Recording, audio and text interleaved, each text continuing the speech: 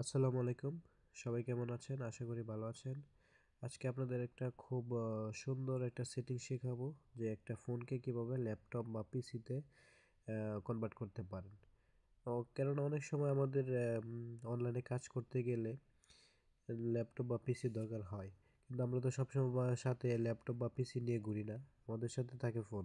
তো এই ফোনটিকে কিভাবে আমরা কাজে লাগিয়ে একটা ল্যাপটপ বানাতে পারি, সে একটা টিপস আজকে শেয়ার করতে যাচ্ছি। আশা করি সবারই এটা উপকারে আসবে। তো কথা বেশি না বলে আমরা চলে যাই আমাদের ফোনে থাকা ক্রোম ব্রাউজারে। সেখানে আমরা ক্রোম ব্রাউজারে যাব।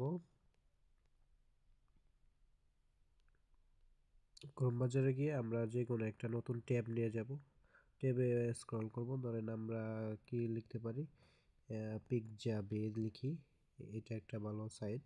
তো এখানে তাদের হোম পেজটার মধ্যে একটা ক্লিক দেই। ক্লিক দেওয়ার পরে আমার এখানে আগেই কম্পিউটার ব্রাউজার আছে। আমি এটাকে আগে একটু করে নিচ্ছি। এখন দেখেন ফোনে আমার যে নরমালি থাকে সেরকম আছে। তো এখন কি করব? আমরা চলে যাব উপরে থ্রি ডটে। থ্রি ডটে গিয়ে সবার নিচে গিয়ে ৩ নাম্বারে দেখব ডেস্কটপ সাইট। এখানে একটা ক্লিক দিয়ে দিলে আপনার ফোনটা এখন কনভার্ট হয়ে একটা ল্যাপটপে চলে আসছে। তো এখান থেকে আপনি চাইলে জুম করে দেখতে পারবেন কি করা আছে। সব কিছু এখান থেকে জয়েন, লগইন, আপলোড এভরিথিং আপনি করতে পারবেন।